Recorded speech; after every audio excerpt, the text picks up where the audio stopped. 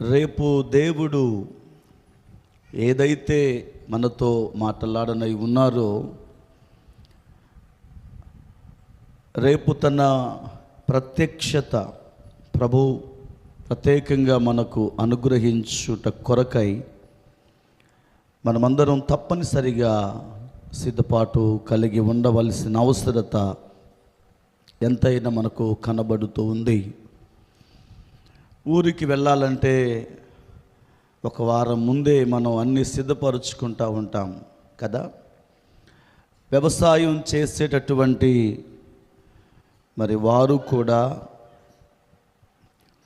పొలమును ఉన్న పలంగా విత్తనాలు చల్లడానికి అవకాశం లేదు. విత్తనములు అవి మరి చక్కగా మొలకెత్తాలి అంటే నేలను ముందుగా చదును చేయాలి. రేపు యాన్యువల్ ఎగ్జామ్స్ వస్తున్నాయి.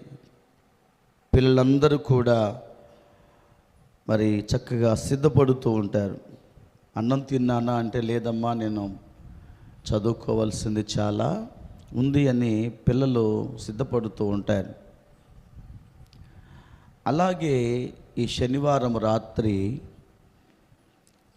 దేవునితో కొంత సమయం మనము గడిపినప్పుడు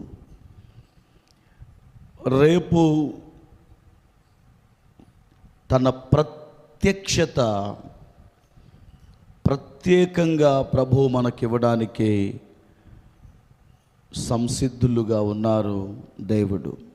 అందుకొరకే ప్రియులారా, ఈ ప్రత్యేకమైన సిద్ధపాటు కూడిక, విజ్ఞాపన కూడిక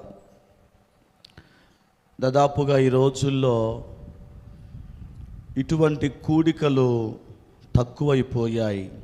అందుకు మనం చాలా విచారపడాలి.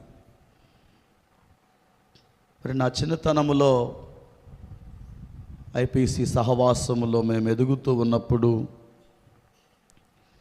శనివారం రాత్రి అంతా ప్రార్థనలో ఉండేవారు. నిజంగా మేము చిన్నతనములోనే మమ్మల్ని తీసుకొని వెళ్ళినప్పుడు నిద్రపోయేవాళ్ళం.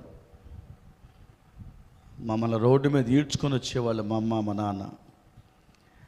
ఆ రోడ్డు మీద పడుకుంటే బాగు అన్నట్టుగా ఉండేది. అప్పుడు దాని విలువ మాకు తెలియదు. భారంగానే ఉండేది, ఇబ్బందికరంగానే